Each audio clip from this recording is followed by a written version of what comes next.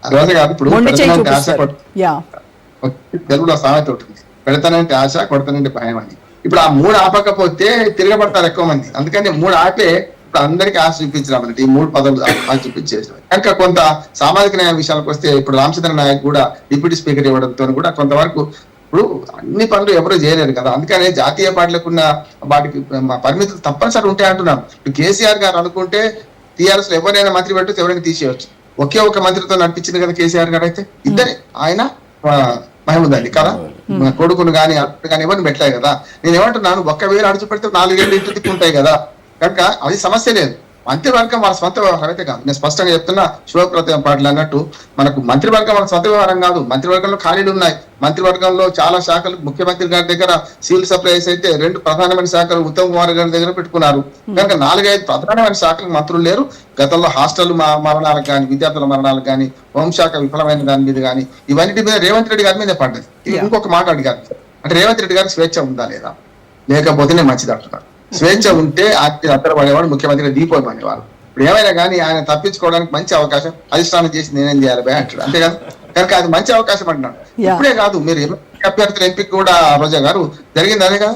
MLC అభ్యర్థుల ఎంపికలు నిజంగా రేవంత్ రెడ్డి గారికి ఆ శక్తి అంటే నేను అంటున్నా, ఆ శక్తే ఉంటే అధిష్టాన వర్గం కాదని వేం నరేంద్ర రెడ్డి గారికి తీసుకునే వాళ్ళు కదా ఆయన. కానీ లేదు, అప్పటి నుంచే మనకు అనూహ్యమైన పేర్లు వచ్చినాయి. ఇప్పుడు కూడా ఈ అనూహ్యమైన పేర్లే అంటున్నాం. గవ్వంపల్లి సత్యనారాయణ గారు అనుకుని తెల్లారి నుంచి రాత్రి మారిపోయింది. కారణం ఏంటంటే 6 మాదిగలలో ఒక్కరు తీసుకోవాలని వచ్చేసింది. అట్లానే వర్గం చెప్పాలంటే మిగతా 2 కూడా, వాకిటి శ్రీహరి గారు కూడా ముదిరాజులకు ఇస్తారు. ఎందుకు ముదిరాజులకు ఎక్కువగా అంటే ఫోకస్ చేశారు రేవంత్ రెడ్డి అని అనిపిస్తోందనే వాదన వినపడుతోంది. ఇప్పుడు సమస్య ఏంటంటే ఇవ్వాల్సింది తప్పదు. ఒక్కసారి ఎన్నికైనా ఇవ్వాల్సిందే, మొదటిసారి ఎన్నికైనా. కానీ ఆయన చాలా పదవులు కింది స్థాయిలు చేసిండు. నీలం మధు ముదిరాజు దానిలో విషయంలో మాట్లాడారండి రేవంత్ రెడ్డి గారు. మాట్లాడింది ముదిరాజులకు ఇస్తాననేది, పడంచెరు నుంచి నీలం మధు ముదిరాజుని గెలిపిస్తే ఇస్తానన్నాడు. సరే గెలిచడానికి ఇచ్చింది, అది వేరు. కానీ 3వది ఏమంటున్నానంటే, ఇప్పుడు ఈ ముగ్గుట్లో అడ్లూరు లక్ష్మణ్ గారికి రావడానికి కారణం ఏంటంటే ఆయన మొదటి నుంచి పార్టీ కార్యకర్తగా ఉన్నాడు. మీనాక్షి నటరాజన్ గారు ఈ మధ్యన కొంచెం పార్టీలో ఎవరెవరు 10 ఏళ్ళ నుంచి ఉన్నారు, తర్వాత 4 ఏళ్ళ నుంచి ఎవరు ఉన్నారు, 5 ఏళ్ళ నుంచి ఎవరు లెక్క ఇచ్చింది కదా. ఆ లెక్కన ఆమె జక్కిన లేకుండా లెక్క ప్రకారం నేను ఆర్టికల్ రాశాను ఆ మధ్యన. రేవంత్ రెడ్డి గారు అర్హుడు కాదు కదా, మీరు తెలంగాణ రాకముందు నుంచి ఎవరున్నారు కాంగ్రెస్ లో అంటే, అప్పుడు ఏం చేసింది, దీన్ని టార్గెట్ మార్చింది. 2017 నుంచే ఓ లెక్క పెట్టింది. కానీ ఆమె తర్వాత మాత్రం గతంలో ఉన్న పొరపాటు జరుగుతున్నాయి, చాలా వరకు జరుగుతున్నాయి. ఇప్పుడు ఒకటి ఏంటంటే ఆశావాహులు ఎక్కువ మంది ఉన్నారు, పదవులు తక్కువనే ఉన్నాయి. ఇంకా 3 అట్లా ఈ 3 ఇప్పుడు నింపుతారని నేను అనుకుంటలేను. ఇంకో ఏడాది ఇట్లనే కాలయాపన చేస్తారు, సమస్య లేదు. వీళ్ళందరూ కూడా అధికార పార్టీ నుంచి నేను తిరుగుబాటు టీకప్పుల తుఫాను ఎందుకు ఉంటదంటే, ఇవాళ అధికార పార్టీని విడిచిపెట్టి అయితే ఇళ్ళకి ఎవ్వరు పోరు. మళ్ళీ రంగారెడ్డి పోరు, కృష్ణరెడ్డి గారు పోరు. అంతేందుకు జీవన్ రెడ్డి గారు రోజు మంగళ పెట్టి ఆయన నొత్తున్నాం. ఆయన అక్కడ బీఆర్ఎస్ ఆయన చేర్చుకున్నారు. ఎలా లేస్తే ఆయన అనుచరులు హత్య చేయబడ్డారు. ఇవన్నీ భరించుకుంటే జీవన్ రెడ్డి గారు ఉంటున్నారు లేదా. కనుక రేపు ఈ అధికారం పోయేదాకా ఏం మాట్లాడరు, అధికారం పోయేం చేస్తారు. అట్లాగే ఇంకొక మాట కూడా వస్తుంది, భౌగోళిక మనకు సమతుల్యత లేకుండా పోయింది. ఇప్పుడు సుమారు జనాభా మనకు రంగారెడ్డి హైదరాబాద్ జిల్లాలో ఉన్నారు. ఔటర్ రింగ్ రోడ్ లోపల అయితే 40% జనాభా ఉంటారు. కానీ మళ్ళీ రంగారెడ్డి గారు అనేది కరెక్టే కదా. కరెక్టే. కానీ ఏమైందంటే ఎట్లలో 3 గట్టిగా పోటీ పడుతున్నారు. కానీ ఎవరికి ఇచ్చినా కష్టమే. ఇంకోటి హామీల రాజకీయాలు కూడా ఉన్నాయి కదా. వివేక్ హామీ ఇచ్చారు, 45 ఇస్తే మంత్రి పదవి ఇస్తానని రాజగోపాల్ రెడ్డికి హామీ ఇచ్చారు. ఇద్దట్లో వివేక్ గారు రాజగోపాల్ రెడ్డి గారి దగ్గరికి పోయే ప్రయత్నం రాయబారం ఎందుకు ఏంటంటే, నాకు ఇచ్చిన రూపాయి నీకు కూడా ఇస్తారు, కొద్ది రోజులు ఆగు అని చెప్పడానికి పోయినా నేను అనుకుంటున్నాను. ఇలా సుదర్శన్ రెడ్డి గారు నిజామాబాద్ జిల్లా నుంచి ప్రాతినిధ్యం లేకపోతే ఖచ్చితంగా కష్టమైంది. కానీ రెడ్లు కావడంలో సమస్య వచ్చింది కనుక మళ్ళీ రంగారెడ్డి గారు కూడా మాట అన్నారు, నేను రెడ్డినే కావడం మీకు సమస్య అయితే నా నియోజకవర్గం రాజీనామా చేస్తా, నేను ఇంకో బీసీ అభ్యర్థిని ఇవ్వండి, ఆయన్ని గెలిపిస్తా. ప్రజలు లేడిగా, ప్రజలకు ఎడబోయిందో తెలియదు, గెలిపించి ఆయన మంచి పదవి ఇవ్వండి అంటే వీళ్ళు సొంత ఆస్తాయి కాదు కదా.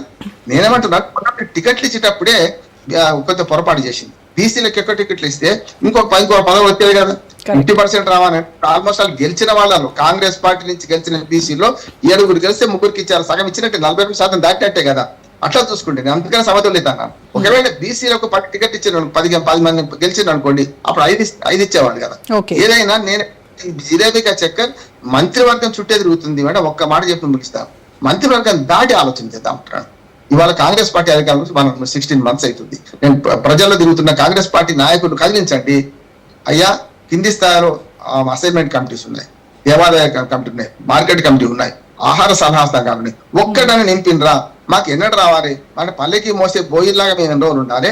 అయిన నాయకులు మాత్రం వీళ్ళు వీళ్ళ గుడుగుడు కొంచెం ఆడుకుంటుంటే ఫిరాయింపు దానికి మళ్ళీ పదవులు వస్తాయి. ఈ మాట అంటున్నా. ఇప్పుడు ప్రేమ్ సాగర్ కూడా అదే మాట్లాడారు కదా, ప్రేమ్ సాగర్ కూడా అదే మాట్లాడారు.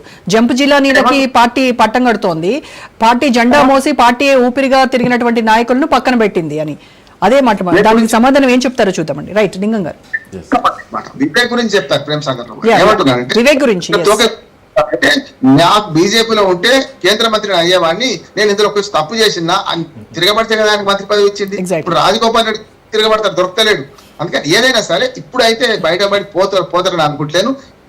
పార్టీ అధికారం పోయినాడు అందరు ముందరకు వస్తారు, లేకుంటే ఎన్నికలకు ముందు చాలా మంది తోకదాడిస్తారు అనుకో. నేను ఒక్క మాట చెప్తాను, కింది స్థాయి కార్యకర్తలకు విలువిస్తే, కింది స్థాయి కార్యకర్తలు నేను చెప్పిన పదవులు 1000 పదవులు ఉన్నాయి చేస్తే కార్యకర్తలు అసంతృప్తి పోతుంది. నా సలహా అదొకటి. విధాన మండలి ఇప్పుడు ఎందుకు తీసుకుంటారని అడుగుతున్నా. ఇప్పుడు విధాన మండలి విధాన సభ కలిసే కదా. ఇప్పుడు లింగం యాదవ్ చెప్పినట్టు 15% మంత్రివర్గం ఎట్లా ఫ్రీజ్ అయింది? విధానసభ 119 సీట్లు, విధాన మండలి 40 సీట్లు, మొత్తం 150 సీట్లల్లో కదా ఇవ్వాల్సింది. మరి అక్కడ ఎందుకు లేరు? ఇవాళ ముస్లిం మంత్రివర్గం లేరు, అట్లాగే మహిళల్లో ఇద్దరే ఉన్నారు. మహిళలకు సగం విడిచిపెట్టండి, 33% మహిళలకు రావాల్సిందే కదా. ఆ లెక్క గత ప్రభుత్వంలో ఒక్క సీటు కూడా లేదు, ఒక్క మంత్రి పదవి కూడా లేదు మహిళకి అనేది కదా వాళ్ళు చెప్తున్నారు. చెప్తున్నా. ఇప్పుడు ఈ తప్పు అంటే ఇప్పుడు రాజుగారి పెద్ద భార్య మంచిదని చిన్న భార్య మంచిది కాదని నేను అంటలేను. ఇక్కడ ఏమంటున్నాను, వాళ్ళు తప్పు చేసిండ్రు. ఇక్కడ కూడా సమతుల్యత పాటించాలంటే ఈ 40 నుంచి ఒక్కరికని ఇవ్వద్దు అంటున్నారు. వాళ్ళు ఇవ్వాలి. అంతకుముందు మన మహబూద్ అలీ విధాన మండలి నుంచి వచ్చినాడు కదా, విధాన మండలి నుంచి 2-3కి ఇచ్చారు కదా. నేను వాళ్ళకి వీళ్ళు పోటీ పెట్టకండి. 40 సీట్లు ఉన్న విధాన మండలి నుంచి తీసుకోవాలా లేదా, ముస్లిం మంత్రివర్గంలో ఉండాలా లేదా, మహిళల శాతం పెరగాలా లేదా, ఇవి ఆలోచన చేద్దాం అంటుంది. ఎస్ వీటిపైన లింగం గారు సమాధానం చెప్పే ముందు డిబేట్లో ఒక షార్ట్ బ్రేక్ తీసుకుని వద్దాం. Stay tune to Raj news. Right, welcome back to prime debate. So లింగం యాదవ్ గారు, బీజేపీ అలాగే బీఆర్ఎస్ అండ్ రామ్మోహన్ రావు గారు కూడా కొన్ని ప్రశ్నలు సంధించారు మీకు. ఒకటి స్వేచ్ఛ గురించి మాట్లాడారు, ఆ తర్వాత మహిళలకు కావచ్చు, మైనారిటీలకు కావచ్చు, పదవుల గురించి. అండ్ మీరు అన్నారు బీసీ మంత్రిత్వ శాఖ బీజేపీ ఇన్నేళ్లుగా ఎందుకు చేయలేదని, దానికి కూడా ఆయన కౌంటర్ ఇచ్చారు. దానికి మీరు దాంతోపాటు ఇప్పుడు పెద్దలు ఏదైతే రామ్మోహన్ గారు చెప్పారో, డెఫినెట్ కూడా ఇవాళ కాంగ్రెస్ పార్టీ అన్ని వర్గాలకు, కులాలకు సామాజిక సమతుల్యాన్ని పాటించే పార్టీ కాంగ్రెస్ పార్టీ. ఏదైతే డెఫినెట్గా అన్నారో మైనార్టీలకు ప్రాతినిధ్యం లేదో, డెఫినెట్ కూడా రాబోయే రోజులలో మైనార్టీలకు కూడా ప్రాతినిధ్యం ఉంటుంది. మనకి ఇంకా 3 వేకెన్సీస్ ఉన్నాయి. నేనేమంటున్నా అంటే, ఇవాళ ఒక మంచి ప్రయత్నం ఇవాళ ప్రజాప్రభుత్వం చేసింది. ఇవాళ ఇంత చక్కగా సామాజిక న్యాయాన్ని పాటిస్తూ ఒక సోషల్ జస్టిస్కి నిదర్శనంగా ఇవాళ ప్రజాప్రభుత్వం నిలిచింది. ఇది ఒక స్టెప్ స్టోన్ కదా. ఇంకా డెఫినెట్ కూడా రాబోయే రోజులలో పార్టీ పదవులలో మిగతా విషయాల్లో డెఫినెట్ కూడా పార్టీ అందరికీ సముచిత స్థానం కల్పిస్తుంది. ఇక మొదటగా బీఆర్ఎస్ నాయకుడు మాట్లాడారు. ముందు నేను బీఆర్ఎస్ నాయకుడిని ఒకటి ప్రశ్నిస్తున్నా, బీఆర్ఎస్ పార్టీ జాతీయ పార్టీ ప్రాంతీయ పార్టీ? ముందు దానికి సమాధానం చెప్పాలి. ఎందుకంటే according to the constitution, election commission of India, there is an rules and procedure. మరి దానికి అది జాతీయ పార్టీ క్రైటీరియా ఫుల్ఫిల్ అయిందా, ప్రాంతీయ పార్టీ? ఎందుకంటే వాళ్ళే చెప్పారు, ఇది మాది టీఆర్ఎస్ బీఆర్ఎస్ గా మారినప్పుడు మాది జాతీయ పార్టీ అని. ఇక్కడే పక్కన ఉన్నటువంటి మహారాష్ట్రలో పోయి అక్కడ ఒక బ్రాంచ్ ఏర్పాటు చేశారు, ఆంధ్రప్రదేశ్ లో ఒక బ్రాంచ్ ఏర్పాటు చేశారు. తర్వాత ఆయన తట్టా బుట్టాలు చదువుకొని ఎక్కడ పోయినా మనందరూ తెలుసు. ఇవాళ కేసీఆర్ కేటీఆర్ జాతీయ అధ్యక్షుడా మరి రాష్ట్ర అధ్యక్షుడా? ఎందుకంటే జాతీయ అధ్యక్షుడు అంటే there is an criteria from the according to constitution, election commission of India, అది ఫిల్ కాలే. ఇంకోటి వాళ్ళ కార్యవర్గం, మా కార్యవర్గం గురించి మాట్లాడుతారు. ఎస్ డెఫినెట్ కూడా ఇవాళ మా ప్రజా ప్రభుత్వంలో అదే విధంగా ఇవాళ కాంగ్రెస్ పార్టీ, మా తెలంగాణ అధ్యక్షుడే మహేష్ కుమార్ గౌడ్ గారు ఒక బీసీ సామాజిక వర్గానికి సంబంధించిన వ్యక్తి. మా జాతీయ అధ్యక్షుడు మల్లికార్జున ఖర్గే గారు ఒక దళిత సామాజిక వర్గానికి సంబంధించిన వ్యక్తి. మరి నేను సూటిగా మీ టీవీ ఛానల్ ద్వారా ఇక్కడి నుంచే ప్రశ్నిస్తున్నా, మీ జాతీయ అధ్యక్షుడినా రాష్ట్ర అధ్యక్షున బీసీని ప్రకటించేది లేదా ఎస్సీని ప్రకటించే దమ్ము మీకుందా? ఎప్పుడు ప్రకటిస్తారో మీరు చెప్పండి. రెండవ ప్రశ్న, ఎందుకంటే దీనికి సమాధానం లేవు ఇప్పటి వరకు కూడా, వాళ్ళ కనీసం మాట్లాడడానికి కూడా లేదు. ఇంకొకటి, ఇవ బీజేపీ నాయకులు మాట్లాడుతున్నారు ఢిల్లీకి పోతున్నారని. ఎస్, ఈ దేశ రాజధాని, ఈ రాష్ట్ర ముఖ్యమంత్రి హోదాలో కేంద్ర మంత్రుల్ని ప్రధానమంత్రిని కలుసుకోవడానికి ఈ దేశ రాజధానికి పోతే ఎక్కడ పోతారండి? చెప్పండి మరి, ఎక్కడ పోవాలి? అంటే దేశ రాజధానికి ఈ రాష్ట్ర ముఖ్యమంత్రులు, ఈ దేశ ప్రజలు పోద్దా? అంటే దేశ రాజధాని అంటే అది ఒక సపరేట్ టెరిటరీ అండి? అంటే ఎవరు ఉండాలి మరి అక్కడ? దేశం అంటే ఈ రాష్ట్రాలన్నీ కదా. According to Indian constitution, India is a unity of territory. భారత సంయుక్త రాష్ట్రాలు అన్ని కలిస్తేనే కదా దేశం అనేది ఏర్పడింది. ఇంకొకటి, మెడల్ వంచినాం అంటున్నాం. ఎస్, మేము వంచకపోతే ట్రంప్ వంచడం మరి చెప్పమనండి. అందుకే కదా మొన్న ఆపరేషన్ సింధూర్లో సీజ్ ఫైర్ చేసింది ట్రంప్, నేనే చెప్పిండు. మరి అదే చెప్పండి, పెద్దలు ఇప్పుడు మాట్లాడుతారు మెడల్ వంచలేదు. మరి ఎవరు వంచారు? రాహుల్ గాంధీ వస్తేనే కదా ఇక్కడ క్యాస్ట్ సెన్సర్ చేసినారు. ఇదే బీజేపీ నాయకులు ఏమన్నారంటే మీ అందరు కూడా ఉన్నాయి, ఇక్కడ మనం డిబేట్ చేసాం. ఏమన్నారు?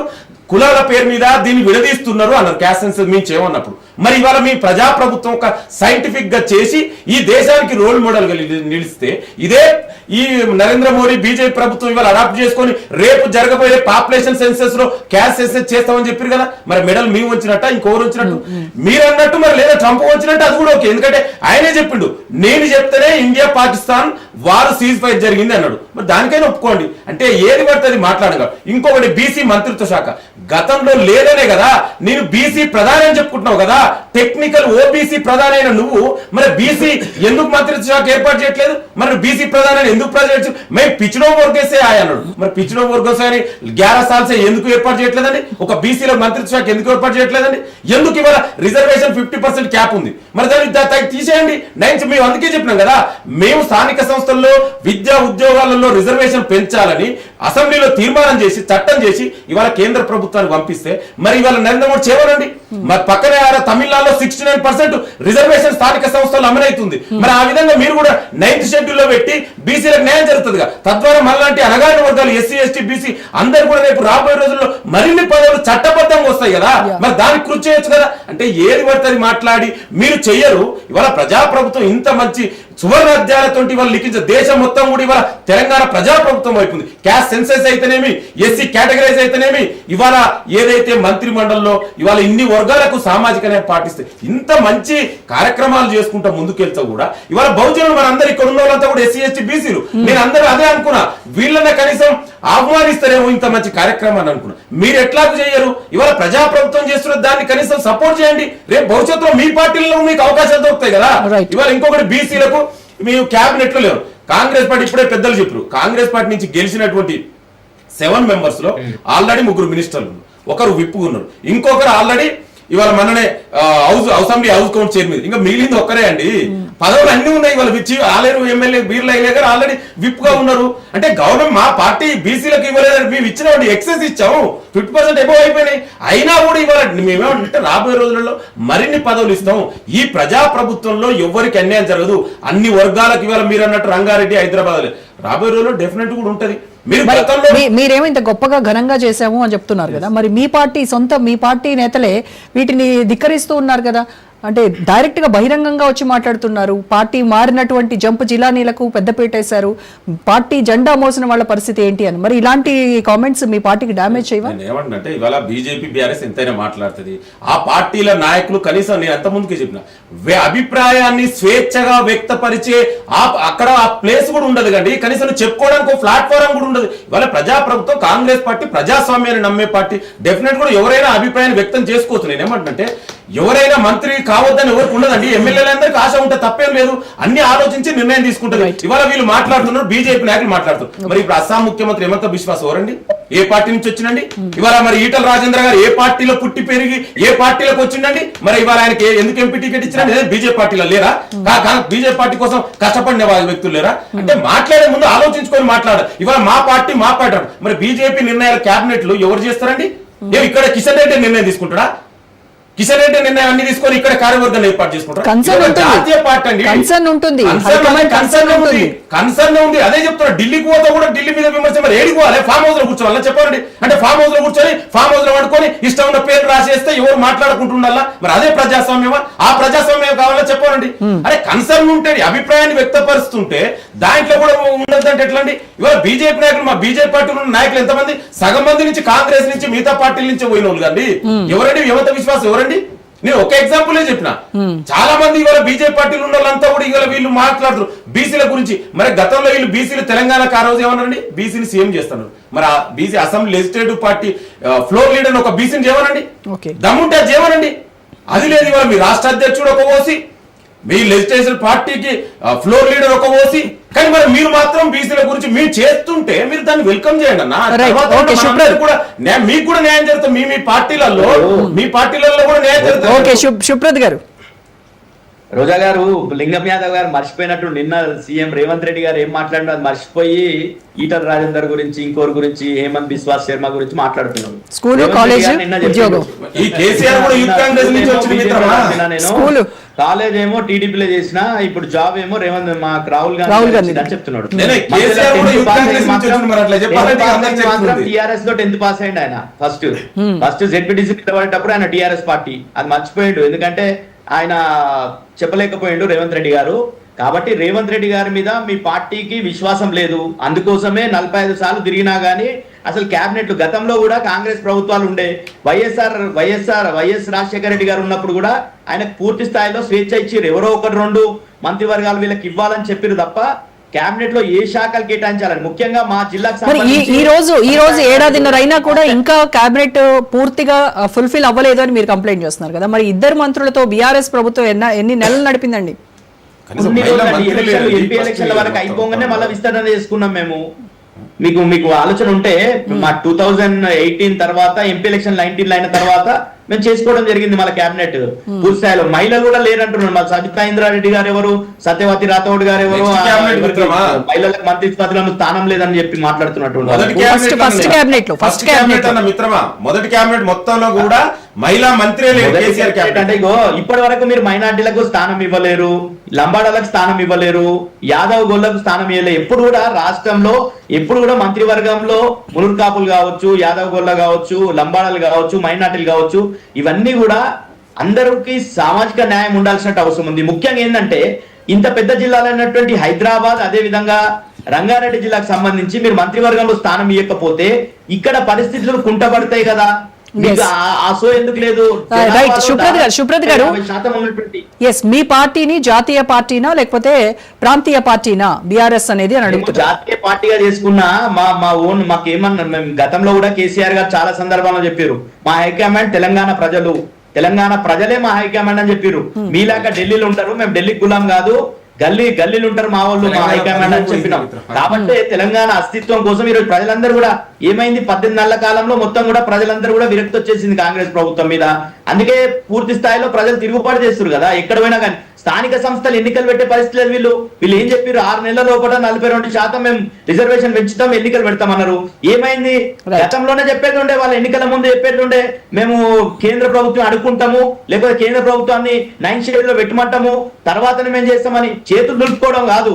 ఈ రోజు చాలా తేలికగా ఈ రోజు 42%, ఇప్పుడు లోకల్ బాడీ ఎలక్షన్ పెడతామని చెప్తారు కదా, 42% పెట్టకపోతే ఏంది పరిస్థితి మీది?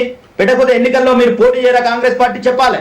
ఈ రోజు చాలా మాటలు చెప్పడం చాలా సులువు అవుతుంది. 32% నుండి 33% నుండి గతంలో బీఆర్ఎస్ తగ్గించింది అంటారు. ఎందుకు తగ్గించాల్సి వచ్చింది?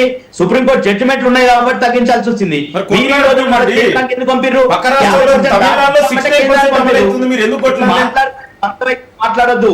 గతంలో జరిగింది ఏంటంటే ఈ సుప్రీంకోర్టు జడ్జిమెంట్స్ ఉన్నాయి కాబట్టి 50% లోపలనే ఎస్సీ ఎస్టీ వాళ్ళకేమో జనాభా దామాషన్ ఉంటది. బీసీలకు మిగిలినటువంటి 50%లో ఎస్సీ ఎస్టీ పోను, మిగిలిన 50%లో మాత్రమే బీసీలకు ఇవ్వాల్సి ఉంటుంది. కాబట్టే 50% కుదించాల్సి వచ్చింది బీసీలను.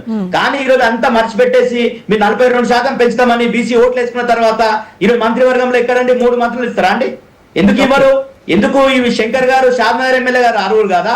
వీళ్ళు ఐలయ్య గారు అర్హులు కాదా? లేకపోతే ఆది శ్రీనివాస్ గారు అర్హులు కాదా? మీరు ఫస్ట్ టైం ఎమ్మెల్యేలకు ఇచ్చారు కదా. వేరే ఎస్సీ సామాజిక వర్గం నుండి బీసీలలో కూడా ఫస్ట్ టైం ఎమ్మెల్యేలకు ఇవ్వండి. ఎందుకు ఇవ్వరు? మీరు అన్నటువంటి 42% మీరే పాటించకుండా, మీరు ఇచ్చేటటువంటి పోస్ట్ లో పాటించకుండా, గతంలో ఎప్పుడు కూడా మార్కెట్ కమిటీలో రిజర్వేషన్ లేదు. కేసీఆర్ గారు 50% రిజర్వేషన్ తీసుకొచ్చింది మహిళలకు, ఎస్సీలకు, ఎస్టీలకు, బీసీలకు. గతంలో మార్కెట్ కమిటీ చైర్మన్ అంటే పూర్తి స్థాయిలో ఒకే సామాజిక వర్గానికి అగ్రవర్గులకు మాత్రమే పరిమితమైనటువంటి పరిస్థితి ఉంటుండే. కానీ ఈ రోజు 50% రిజర్వేషన్ తీసుకొని వస్తే మా వికారాబాద్ లో బీసీకి రిజర్వ్ అయితే ఇప్పటి వరకు 18 నెలల కాలం గడుస్తుంది. ఇప్పటి వరకు మార్కెట్ కమిటీ చైర్మన్ వేసుకోలేనటువంటి పరిస్థితిలో ఈ రోజు కాంగ్రెస్ ప్రభుత్వం ఉంది. ఇట్లాంటి పాలన గురించి మీరు మాట్లాడితే దయ్యాలు వేదాలు వల్లించినటువంటి లింగం గారు, మీరు సామాజిక న్యాయం గురించి మర్చిపోండి.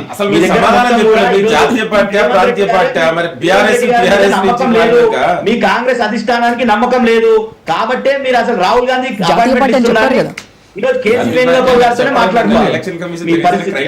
రైట్ అండి. ఓకే, సో దిలీప్ ఆచార్య గారు, ఇప్పుడు లింగం యాదవ్ గారిని నేను కొన్ని విషయాలు వారిని ఆత్మ పరిశీలన చేసుకోమని చెప్పిన, నన్ను ప్రతి విమర్శ చేయమని చెప్పలేదు. వారేమో నా మీద పడి దాడి చేసి దండయాత్ర చేయడం కోసం ప్రయత్నం చేస్తున్నారు. వారి విజ్ఞతకే వదిలేస్తున్నారు. నాకేమో అభ్యంతరం లేదు, మాట్లాడే స్వేచ్ఛ ఉంది. రాహుల్ గాంధీ గారు కూడా మాట్లాడుతున్నారు కదా. ఇప్పుడు రాహుల్ గాంధీ గారు మాట్లాడిన భాషనే ఇప్పుడు యథా రాజా తదా ప్రజ, ఆ పార్టీ అధిష్టానం ఏ విధంగా ఉంటుందో ఆ పార్టీలో ఉండే సైనికులు అని చెప్పుకుంటుండే నాయకులది కూడా ఇదే పరిస్థితి ఉంటుంది. మేమేం చేయలేము. ట్రంప్ దాకా పోయినారు మన మంత్రివర్గం దగ్గర నుంచి నేను అదే చెప్తా ఉన్నా. మెడల్ వంచి ఆయన్నే మాట్లాడిండు. రాహుల్ గాంధీ గారే మాట్లాడినా ఆ మాట మీరే మాట్లాడుతున్నారు అని చెప్తా ఉన్నా. నేనేం వేరే మాటలు మాట్లాడుతున్నాను. నేను ఒక విషయం చెప్తా ఉన్నా. ఇప్పుడు బీసీలకి మేము అన్ని చేసినాం ఇన్ని చేసినాం అని చెప్పినాం, మీరు చేయలేదు. ఏం చేయకనే మీరు అక్కడ ఉన్నారు గుడ్డిలో మెల్లలాగా. ఇప్పుడు మేము ఢిల్లీలో ఉంటది, మా మంత్రివర్గం ఉంటది, ప్రధానమంత్రి గారు ఉంటారు, కేంద్ర మంత్రులు ఉంటారు, కలవకపోతే ఎట్లా మేము ఢిల్లీకి అందుకే పోతున్నాం అంటే, దేశంలో రేవంత్ రెడ్డి గారు ఒక్కరే ముఖ్యమంత్రి కాదు, 29 రాష్ట్రాలకు ముఖ్యమంత్రులు ఉన్నారు. అందరు మీలాగా పాలన గాలికి వదిలేసి ఢిల్లీలో మకాం పెట్టలేదు.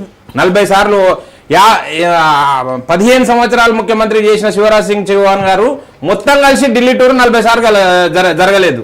మీరు ఒకటే 18 నెలల కాలంలో 18 సంవత్సరాలు చేసిన వాళ్ళు అట్లా పోలేదు. 18 నెలల కాలంలో 47 సార్లు పోయిన ముఖ్యమంత్రి మీరు ఒక్కరే రికార్డు. అది కూడా గిన్నిస్ రికార్డు కావడానికి అవకాశం ఉందేమో, అది కూడా చూద్దాం. కనుక మేము ఏమంటున్నాం అంటే, బీసీల గురించి చెప్తా ఉన్నారు. మేము బీసీ కమిషన్ కి రాజ్యాంగబద్ధత హోదా కల్పించినాం. నరేంద్ర మోడీ గారు వచ్చిన తర్వాత బీసీలకు సాధికారత కలిగింది. ఈ రోజు బీసీల గురించి తలెత్తుకొని మాట్లాడుతున్నట్టే కంపల్షన్. మీరు అన్ని అస్త్రాలు ప్రయోగం చేసి చూసిన తర్వాతనే చివరాఖరికి బీసీలు లేదనుకుంటే ఇప్పుడు గుర్తొస్తున్నారు. మీరు అధికారం వెలగబెట్టిన రోజు ఏ రోజు మీకు విషయం తెలుసా మిత్రమా? మీరు చదువుకున్న వాళ్ళు విజ్ఞులు. నేను ఒక సూటి ప్రశ్న ఇస్తా.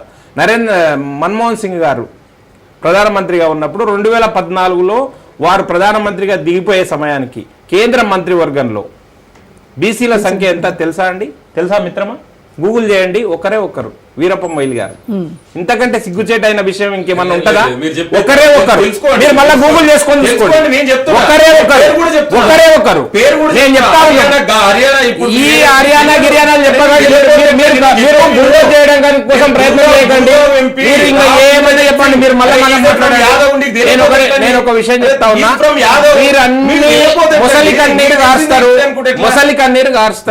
మొసలి కన్నీరు గార్చి ప్రజల్ని మభ్యపెట్టడం కోసం మాట్లాడతారు. కానీ ప్రజలందరూ మీకంటే విజ్ఞులు, మీకంటే చైతన్యవంతమైంది.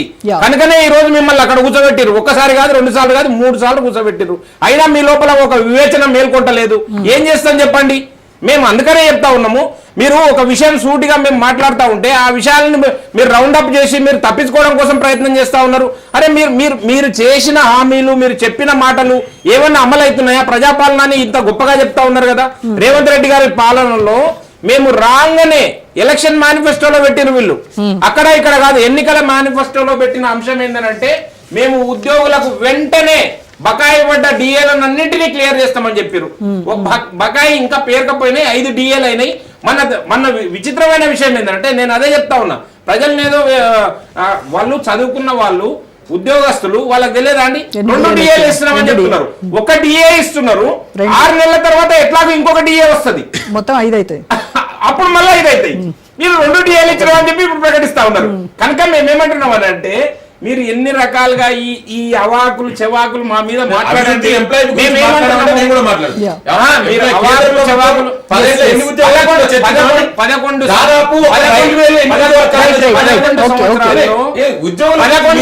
పదకొండు సంవత్సరాల్లో నరేంద్ర మోడీ గారు చేసిన పని మేము చెప్తున్నాం. ఇంటింటికి పోయి చెప్తాం. టీవీ స్టూడియోలలో మీలాగా అవాకులు చెవాకులు మాట్లాడాలి. ఇంటింటికి మేము పోయి చెప్తాం. మీకు విషయం తెలుసు.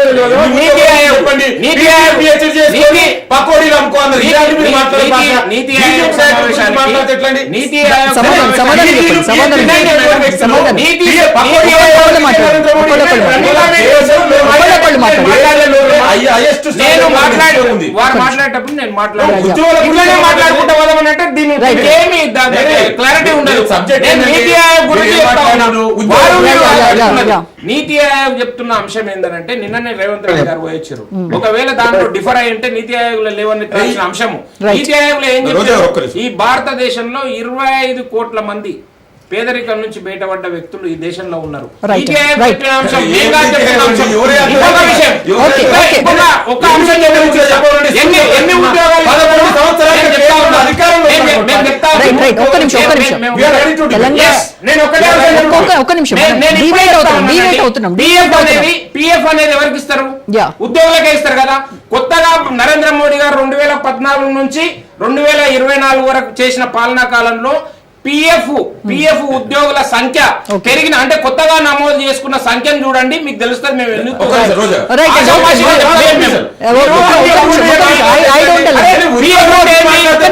ఫండ్ ఎవరికి ఇస్తారు? దేశంలో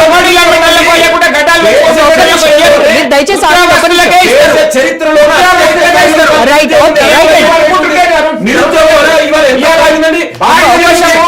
నాలుగో అతిపెద్ద ఆర్థిక వ్యవస్థ ఉంటే రాలేదు. Right, ఇది okay. చెప్తున్న అంశం ప్రకారం కాదు. మీరు ఒక్క నిమిషం, ఒక్క నిమిషం. మీరు ఆగండి, ఒక్క నిమిషం ఆగండి. ఉద్యోగుల సంఖ్య పెరుగుతూనే భారతదేశము నాలుగో అతిపెద్ద ఆర్థిక వ్యవస్థగా రూపొందింది. ఆషామాషిగా రాలేదు. మీరు దోచుకున్నారు. దేశాన్ని దోచుకున్నారు. మీ కుటుంబాన్ని దోచుకున్నారు. మీ కుటుంబం దోచుకొని తిన్నది కాబట్టి దేశం విధంగా ఎంత ఆడిపోయింది. నరేంద్ర మోడీ గారు 2014 ఒక్కళ్ళు దయచేసి ఒక్కళ్ళు మాట్లాడండి. ఎందుకైంది అది మా నిజాయితీ మాకు తెలుస్తుంది. దిలీప్ ఆచార్య ఒక్కొక్కళ్ళు మాట్లాడండి దయచేసి. నీ దగ్గర ఉన్న పోస్టం జరగలేదని చెప్పిన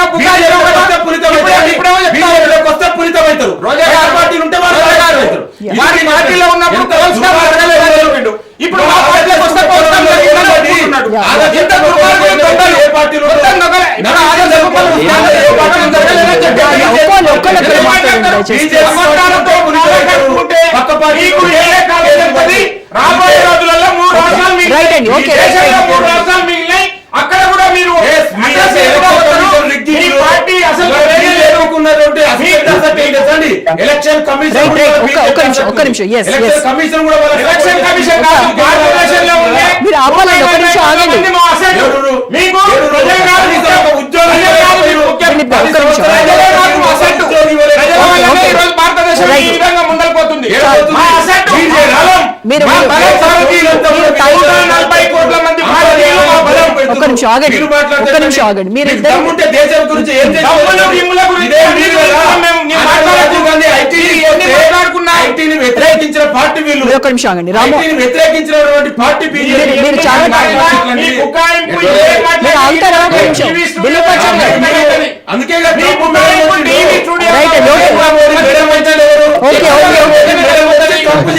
మనకి టైం కూడా అయిపోయింది. ఒక్క నిమిషం. Okay, right.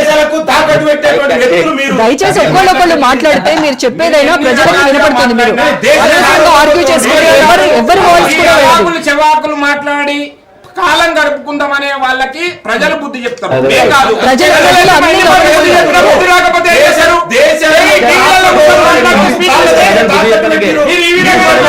ఓకే, రైట్ అండి. Okay, right. Thank you so much Rammohan గారు, సుప్రత్ గారు, దిలీప్ ఆచార్య గారు, లింగం యాదవ్ గారు. థ్యాంక్ యూ సో మచ్ అండి. ఇది వాల్టీ special debate. Stay tune to Raj news.